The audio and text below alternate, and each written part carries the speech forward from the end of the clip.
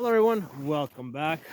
Today, I want us to consider what would be a realistic self-defense type of shooting position. Okay, because usually, when we're at the gun range, most people are just basically they're not even drawing from a holster. They're picking the gun up off the table and they're doing just plain target shooting. Okay. Um, if you're lucky, you'll be able to get to a gun range where you can actually draw from a holster and shoot, right? So this is as far as most people get, right? Where they draw from a holster and shoot like that. Now, let's consider, is that even realistic? Okay. How often do you expect somebody to threaten you from 20 feet away or 30 feet away, where I just shot a target over there?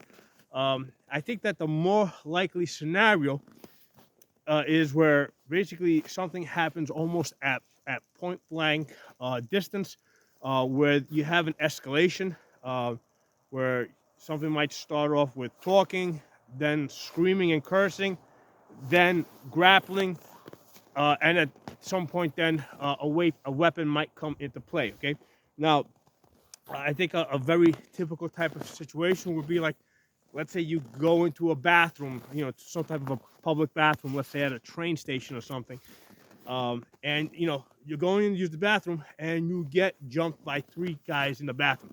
So you got one guy grabbing you by the throat while maybe somebody is hitting you with a baseball bat. What's that gonna look like, right? So you're being choked over here like this while one guy is like, trying to approach you. So you're in a weird position like that. Okay, that's how you're gonna be shooting. Okay, or what if you're being grappled here and from behind, right? You manage to get that one shot off, right? And how about behind you now, right? You can't quite turn around. Now I'm aiming for safety purposes, but the point here is that I'm trying to get used to this position of coming around, okay, and hitting from behind, okay? Because a lot of times you might be in a position where this is the best that you can do. From there, you go there, okay? That's as far as you can do. Now, obviously, gun just went empty. Now that's a situation. I didn't know if the gun went empty, or I didn't know if I had a jam, because sometimes if you're shooting these awkward positions, the gun may not cycle properly. Okay, so that's another thing that you have to concern yourself. And unless you actually shoot these positions, right, where you're holding the gun in awkward position like this, where you will know that what's the proper firmness, because this position here that I've actually had lots of people try and do, where they're basically turning around, pointing the gun behind them, aiming, right? For safety purposes, we have to do aiming. I can have them turn around and shoot behind them like that, right? Right? But for aiming, like let's say like this, okay? What we're trying to do is we're trying to establish that that you're capable of holding the grip tight enough, because a lot of times when I have people do this exercise, what they'll do is they'll jam up the gun because they don't have a firm enough grip in that weird, awkward position, right? Especially if you do it left-handed. A lot of times I'll have people try and do this left-handed, right? Again, behind you in a weird, awkward position, right? Holding the gun upside down, okay? For aiming purposes, for safety purposes, at that distance, I have to have you aim. But realistically, the person would be almost like belly to belly behind you, right? Trying to choke you, trying to stab you from behind. And you gotta be able to turn the gun and shoot behind you without jamming the gun up, because you may have to turn around and take another shot at another person that's coming at you with a weapon immediately after. So until you actually do this, you're not gonna know.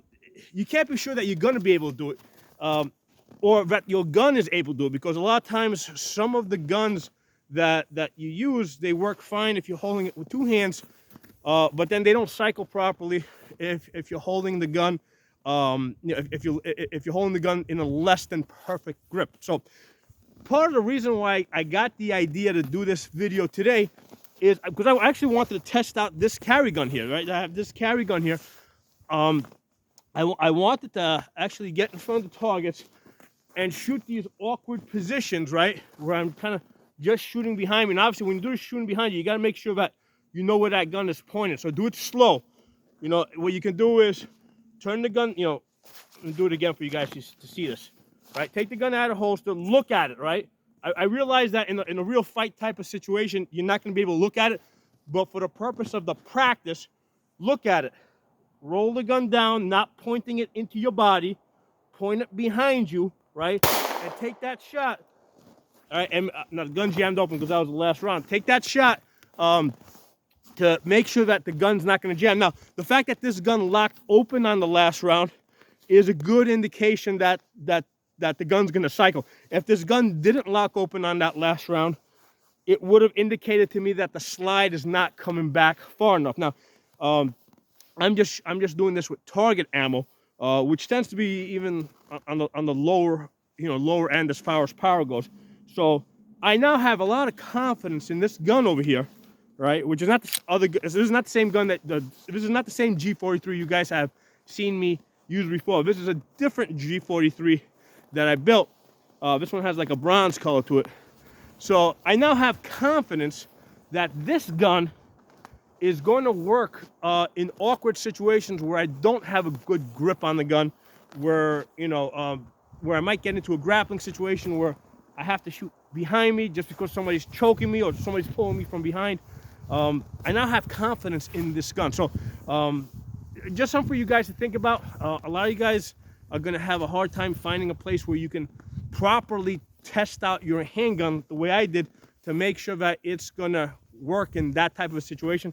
The first thing is to consider it in your mind, right? To realize that this is a possibility, right? Realistic shooting is not the beginner stuff that people usually learn. Everybody usually learns beginner stuff. First you learn gun safety, right? Then you learn, you know, drawing from a holster safely, presenting and shooting, right? Then maybe we'll add a little bit of movement. Then we'll add moving to cover and shooting, okay? You know, looking for concealment. That's usually as far as it goes. If you really get into an advanced class, they might do some grappling with an airsoft gun or something like that.